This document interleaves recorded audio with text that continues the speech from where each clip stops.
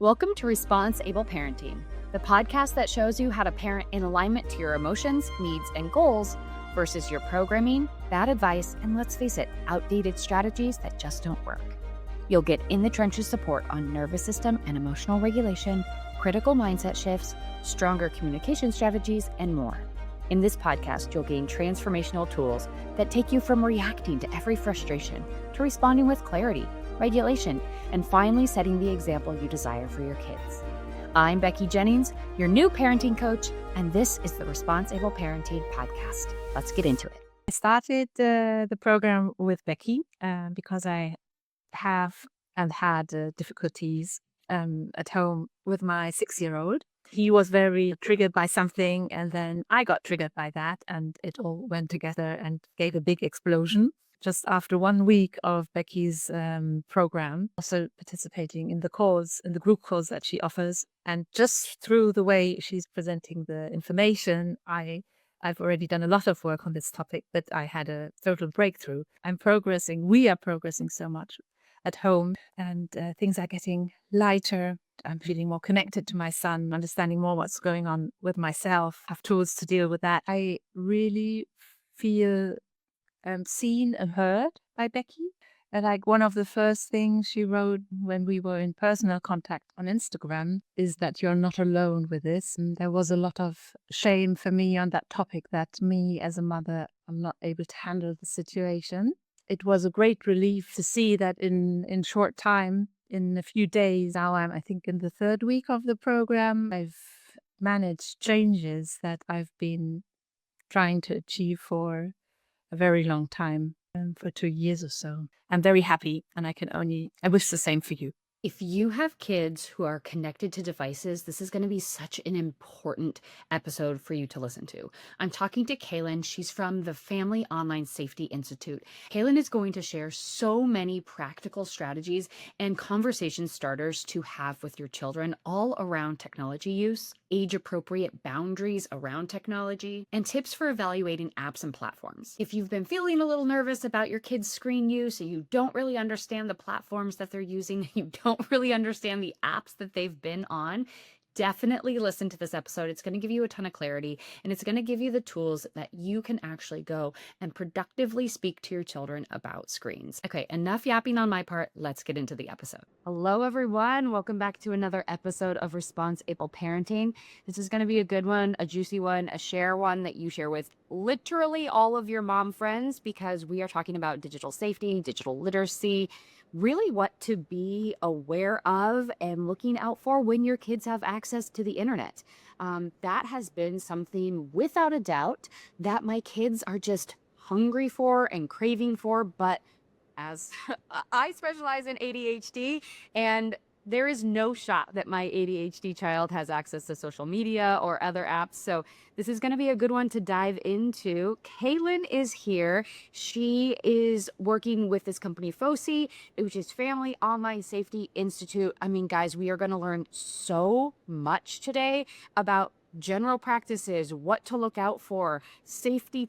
I'm so excited. So Kaylin, welcome. Thank you for being here. This is such an important conversation, especially as we enter into the unfettered world of AI. Yeah. And my kids are just like, they do this game called Spot the AI. They're like, ooh, that's AI. Is that AI? And it's really crazy right now. It is. And thank you so much for having me today, Becky. Really excited to be here today just to kind of give, a little bit more background on myself and FOSI as an organization. I started my career kind of working with students. I was a teacher at DC public schools. And so kind of just working on, uplifting them and supporting their academic improvement. And then kind of as I moved to FOSI, the support moved to more of kind of that policy and digital safety niche that we're going to be talking about today. But it's always been the through line, right? To support kids and figure out how we can best help parents so they're in that position to support kids as well. Absolutely. And so now that I'm at FOSI, my work primarily focuses on online safety for kids and digital well-being. We're kind of a nonprofit. We work at the intersection of kids and families and industry and policymakers, which is, sometimes a bit of a scary intersection to be at, right? I can imagine. Right. But we have one goal, and that's just to make the online world safer for kids and their families. Yes. And so, this is through research, this is through resources, working with tech companies, policymakers, and figuring out, you know, most kids are online these days. And so, how do we support a better experience where they, Absolutely. have positive outcomes? Absolutely.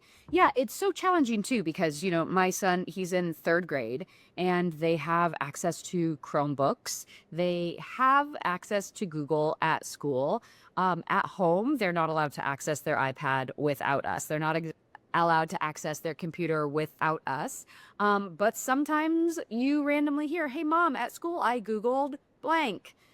And it it's really hard when you are working so diligently to create a safe environment for your child and then poof they have access, or a child brings a device, they aren't allowed to have it in the classroom, but an after school program they have a device, and then all of a sudden they're on Roblox and how do you handle it?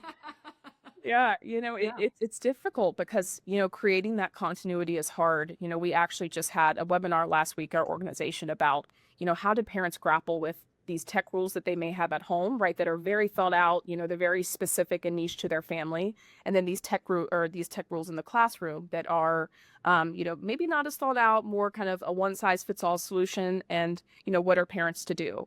And I think the first step is just open conversation. That's what we really like to tell parents, because you have to understand, what are those rules? Are they communicated to you by the educator, by the school system, or, maybe you're not aware of them and maybe your child hasn't, made you aware of them. So conversation is always that first step, and then kind of figuring out, okay, where do we go from here?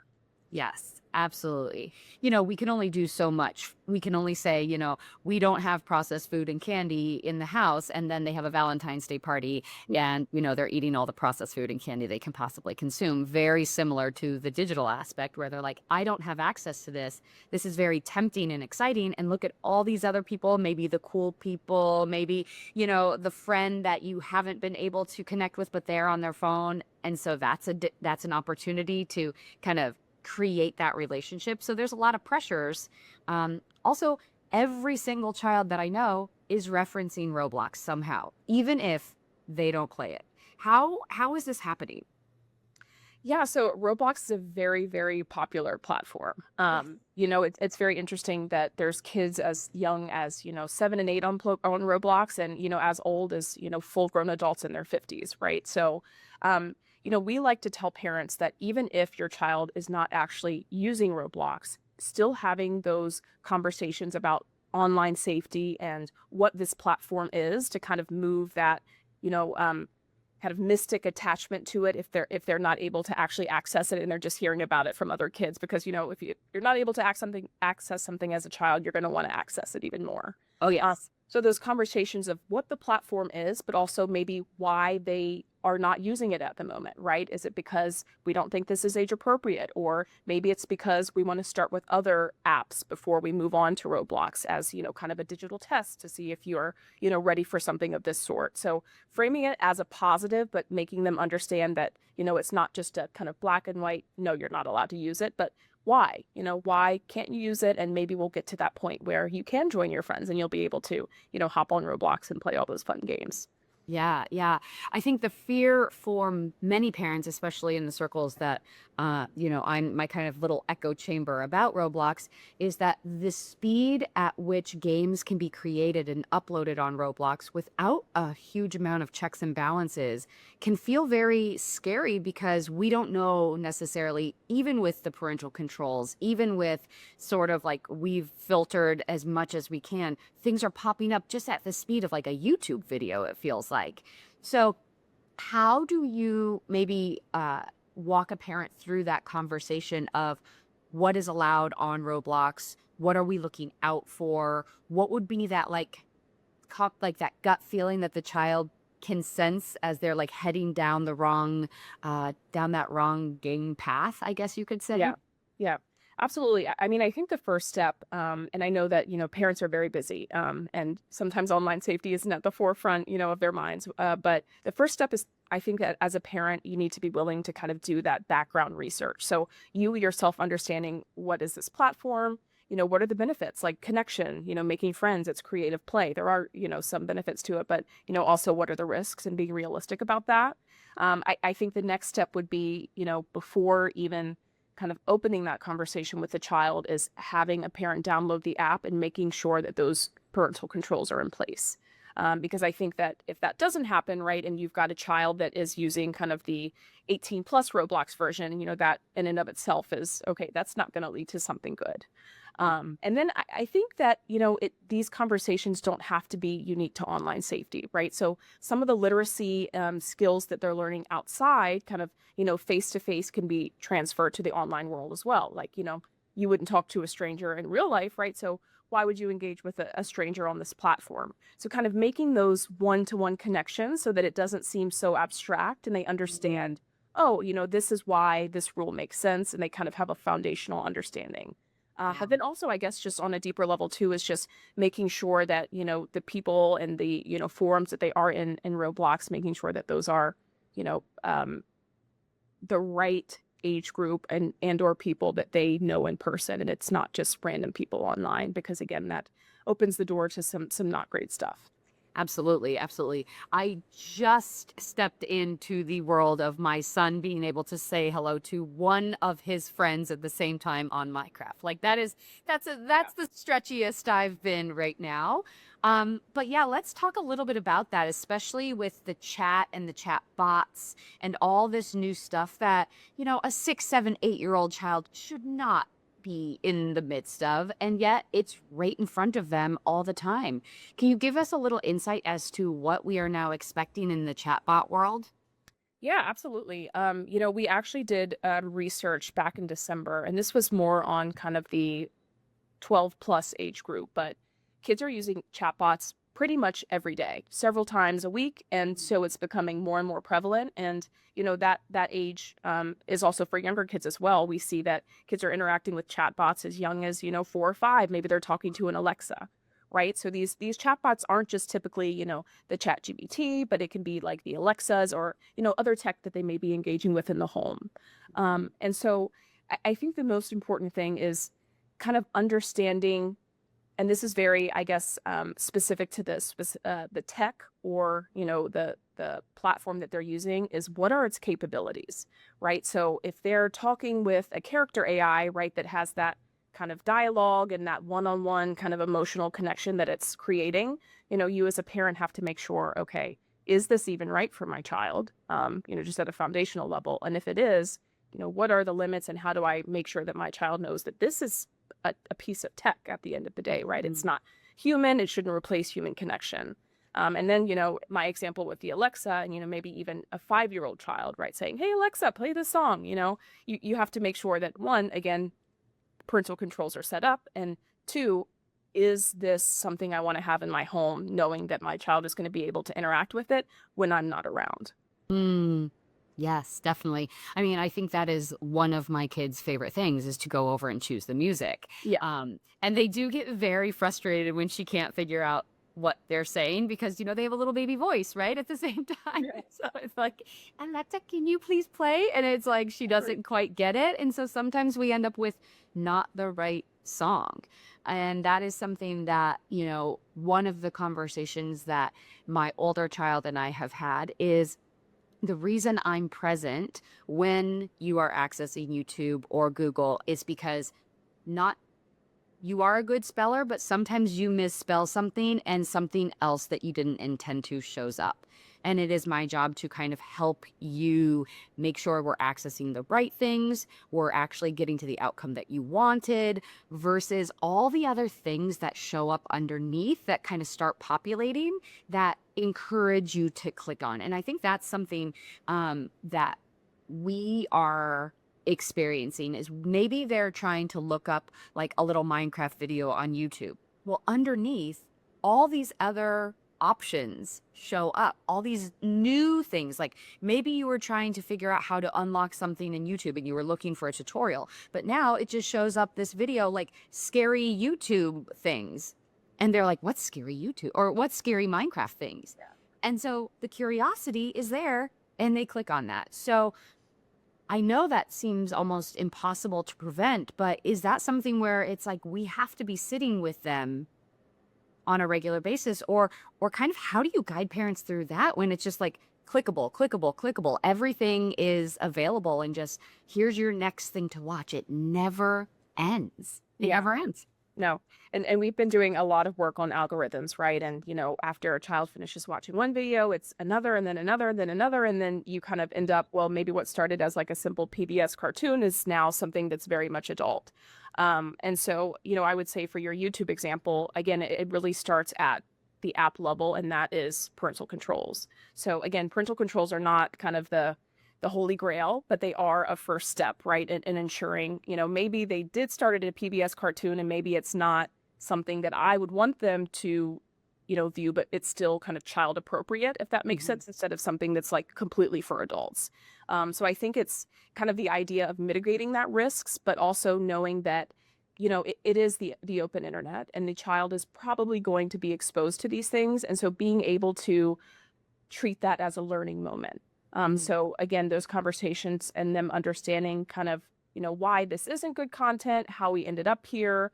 And again, I think, you spoke to earlier about, do you have to be side by side? And I think that's kind of, unrealistic for most parents to do. But, maybe as they first have the YouTube app, sitting with them for, 30 minutes and using it side by side for that initial phase. So that way, when you can kind of work yourself out and make them more independent, they're able to do that with some background knowledge instead of kind of diving into a deep end of a pool and, trying to swim in all of this kind of this area that they're not familiar with. Absolutely. And I think, that's very interesting. It reminds me because a couple weeks ago, my son was like, why can't I just, jump on YouTube by myself? I'm almost 9. I know, mom, what to do. I know how to spell.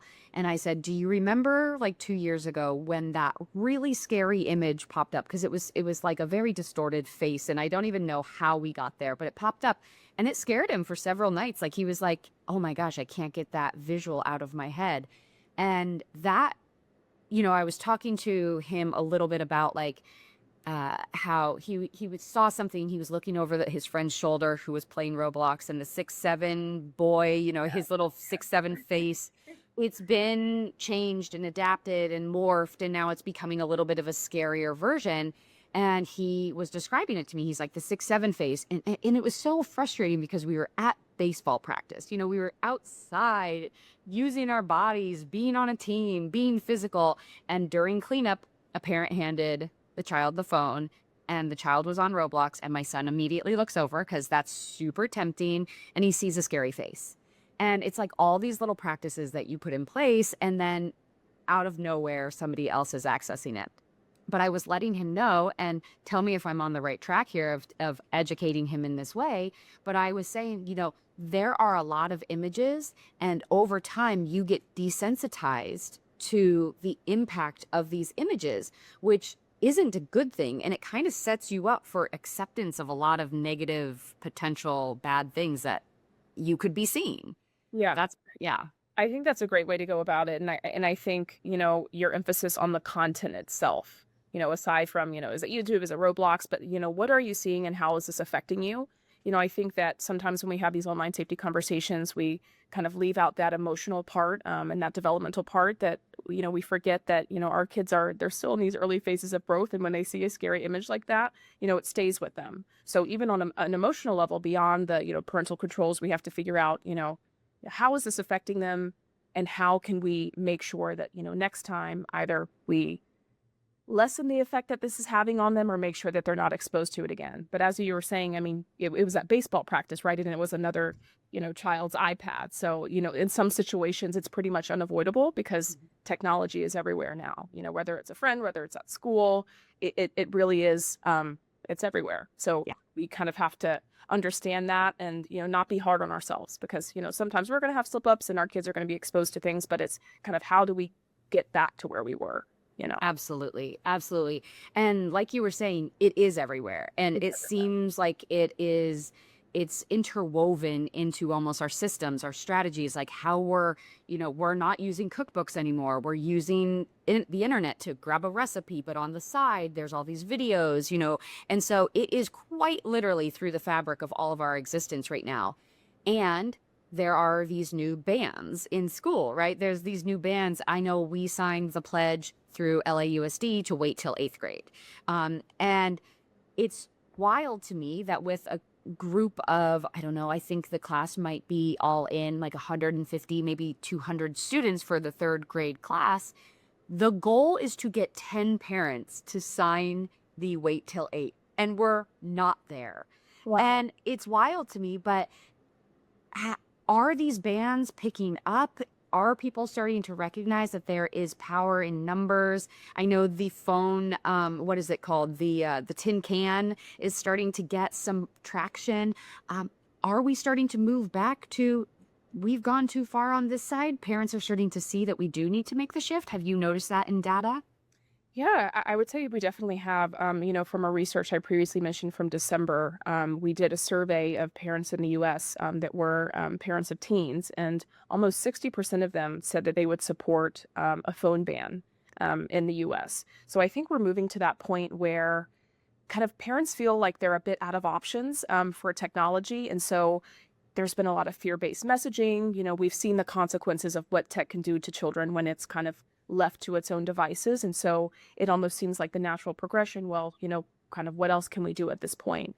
And so we're seeing a lot of Australia just banned social media. I think they're moving to ban phones shortly. The UK is doing a lot.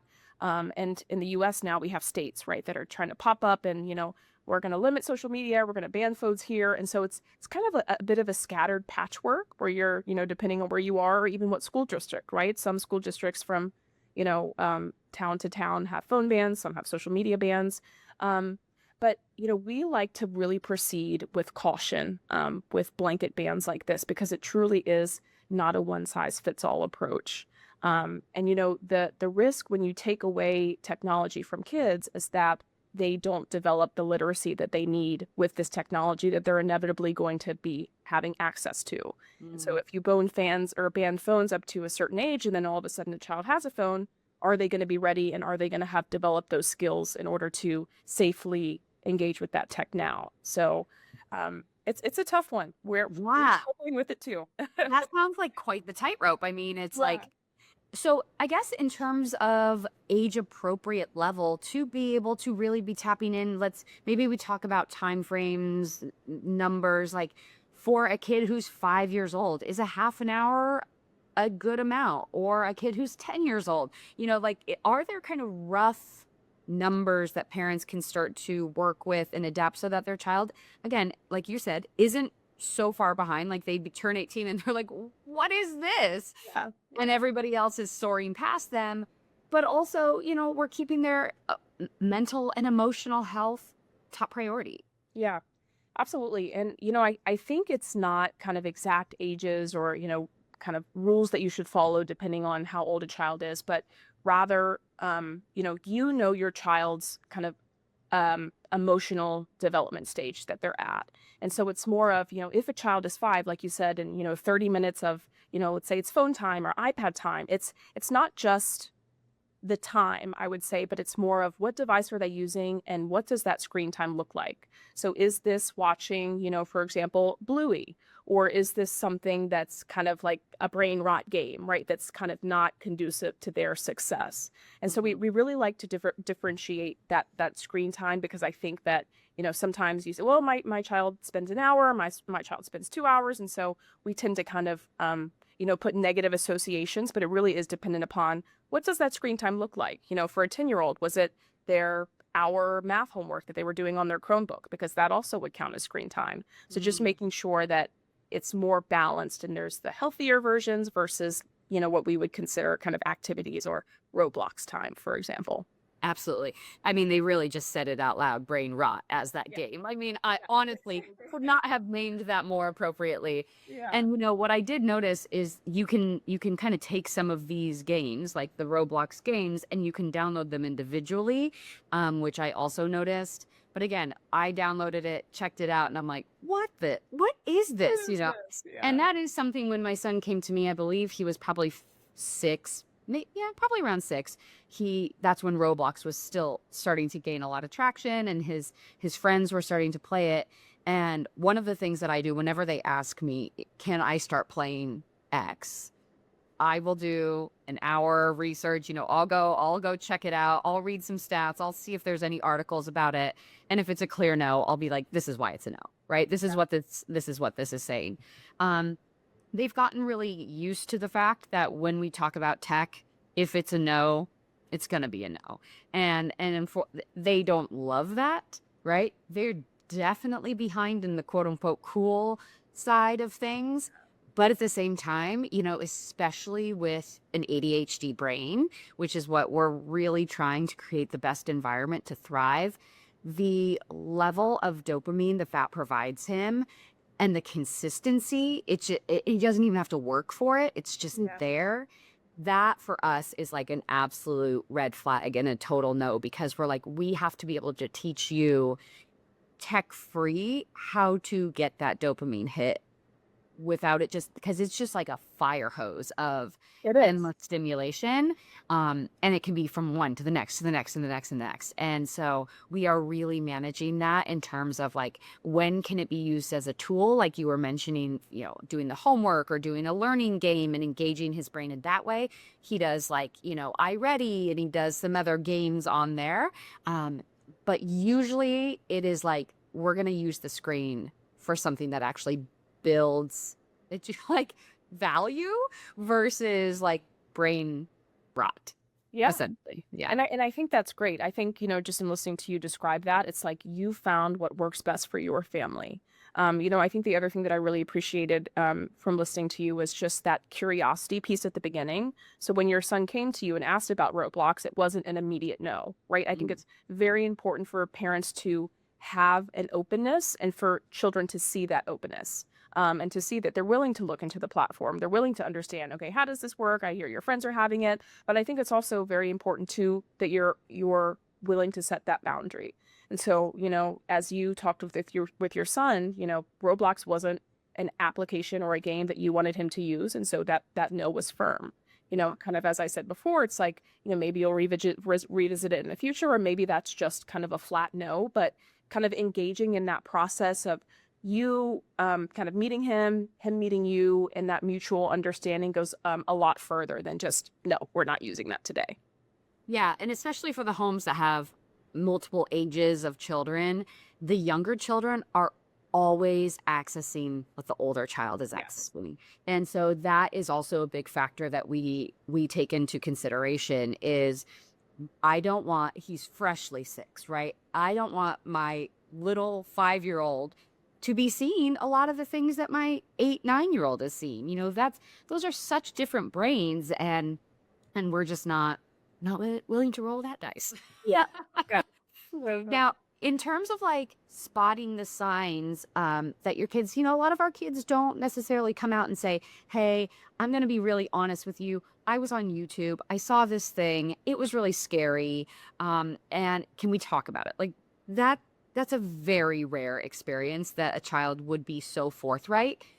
What are the signs that a parent can see, maybe in terms of an outward presentation of behavior, maybe some discomfort? Like, are there any particulars that you've noticed in surveys or anything like that that parents can start to look for, and then they can kind of connect the dots that this might be digitally related? Yeah, absolutely. For younger kids, we've definitely noticed that, if they're exposed to something that they've never seen before and that's quite frankly shocking or jarring, they become a bit reserved. And so this kind of temperament can be immediately after, or it can be in the days after. And so, being a parent, you're constantly around your child. And so you'll be able to pick up, oh, they're acting, a bit quieter today, or maybe they're not as willing to share about, how the school was today. And so I would say the first kind of sign is the temperament. The second sign that, even when a child has a device that has parental controls, but maybe they've, found a way around those, or just, unintentionally been exposed to something, is that they can become more defensive with the tech. And so whereas they're usually watching, their show or doing their homework in the living room, and you're able to see their screen, maybe they're, hiding it a bit more, or they're doing it in their room. And that can be kind of a telltale sign that, maybe they're exposed to something, that they really shouldn't be seeing. So for younger kids, those are kind of the main two identifiers, we would say. Amazing. That's really helpful. It's funny, whenever my son is trying to like sneak something to school, he'll always be like, "Hey, you don't need to put my lunch in my Yeah. backpack today. I'll do it. I'll do I it got for it. you. I got it." I'm being super helpful. And I'm like, bro, that is such a tell that you were like, Right? you're trying to bring your Pokemon cards to school. Like, I know you. What are we doing here? Yeah, Absolutely. exactly. What would you share? I know you have a resource on your website. What are the steps and the ideal general best practices for digital safety around this? Yeah, absolutely. So on our website, just as you were saying, we have a really great resource. It's kind of one of our most popular, actually, called the 7 Steps to Good Digital Parenting. And this kind of outlines, what parents can do from start to finish to kind of establish those boundaries and healthy tech rules. And so the first step that we always like to talk about is just talk with your kids. And we've, talked about this throughout this interview today, is just you have to create those conversations. But, even prior to that, the safe space that your child is willing to come to you with these. So kind of that notion of curiosity, right, over judgment. Step number 2 is just to educate yourself. And Becky, it's been so great, to hear when you've been talking about, the Roblox and how you sat down and, really looked into it for an hour. That's very important. Not only educating yourself on the specific platforms, but just kind of online safety in general. What is it the kids are using these days? How is it affecting them? What are the risks and kind of what do I need to be aware of? That piece really goes a long way. Our third step is just to use parental controls. That's what they're there for. And like I said, they're not kind of, the holy grail or something that can, prevent your child from, accessing all the bad information, but it really is a good safeguard to kind of build off of that and create a more healthier space, whether it's, on the TV, whether it's on your Alexa, whether it's on the app, or whether it's within the game. I think it's good now that we're in 2026, and because online safety is becoming more important, all of these companies are kind of engaging in this space and creating those tools, and we have to use them as parents. I would say our fourth step is just to kind of set those rules once you have this foundational understanding, but as well as the consequences, right? So that second part is really important too, because, I think sometimes we set rules and, it may be hard to follow through, especially with tech, because it doesn't seem that big, or maybe it doesn't seem that kind of important or impactful, but setting those kind of boundaries early and acting upon them prevents worse stuff down the line. And really allows kids to have that understanding of this is okay, or this really isn't going to be okay, in my home. Yeah. Our fifth step, which is kind of geared toward, kind of the middle school, teenagers, is to friend and follow your kids. So maybe it's on Instagram. Kids really don't use Facebook anymore, but let's say Facebook, just for, just to say, or TikTok. It's really important to see kind of their profile, what they're posting, and who they're engaging with, but not make them feel kind of smothered or, that you're kind of overly supervising them, right? It's more about creating that space, and, they're doing okay stuff, so I can kind of take a step back and, let them enjoy the platform. Our sixth step is just to explore and share and connect. I think sometimes we talk about all of these kind of really bad things that are going on in the internet, and we forget that it actually has a lot of positive things that come with it as well. It's great for connections and, sharing pictures and just kind of all of the uses that aren't necessarily at the forefront, but, it's a learning tool. It's an informational tool. And so just kind of using those benefits and making sure that the negatives don't kind of shade those. Yeah. And then our last one, which I think is really important that we haven't talked about today, is just for parents to be a really good digital role model. Kids are looking to you as they're creating these digital skills. So if you were at the dinner table and you have your phone out, it's kind of hard to tell your child that they've got to put their phone away at the dinner table. If you are having family time and you are on your iPad or on your laptop, it's kind of hard to tell your child that they can't be on their laptop. So just, again, and it's not about being perfect, but just, in the back of your mind, making sure that you're being a role model in the way that you would want your child to act as well. Absolutely. Absolutely. It's very funny that you say that, because my husband and I both work. We both have our businesses just never stop, right? He's in a field that it's like he can get messages all throughout the night. He has clients in Europe, like all this. Yeah. And so we're getting hit with notifications 24/7. And so it's interesting because they will say, well, you're on your phone. Why can't I? And they don't have phones. But, we say like, well, this is part of our job.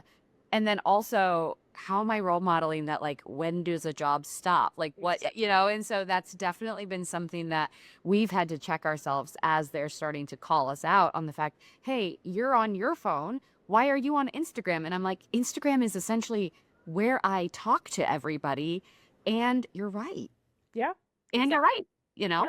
I think it sometimes causes us to kind of take a look inward and be like, oh, are we using technology correctly as well? Because it's like we said before, it's everywhere, and it's work, it's connection, it's friends. And so just also taking a look and being like, well, maybe I need to be on, Instagram a little less today, or maybe I need to put my laptop away, while we're, watching the show together, just so that, your kids are kind of subliminally learning those habits as well. Yeah, my husband just put a parental ban on himself. He was like, I'm going to limit. I think he set like a timer of like when his Instagram times out and shuts him off.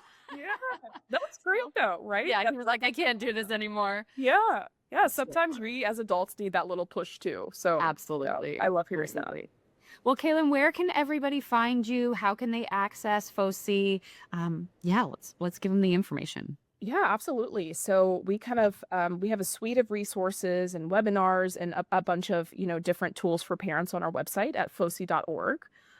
We also on the same website have some of our policy work as well as some of our events. If parents are interested not only in kind of looking at what we do online, but maybe you want to attend an event and hear more about online safety and all that great stuff. So visit FOSI.org. And we also have a social media presence on TikTok, Instagram, and Facebook, where we're constantly sharing kind of tidbits of online safety information, quick tools and tips that are kind of bite-sized and good for parents on the go if you don't have, the time to look at a full resource. Amazing. Amazing. Thank you so much for being here. I feel like parents are going to go, okay, I have a little bit of work to do.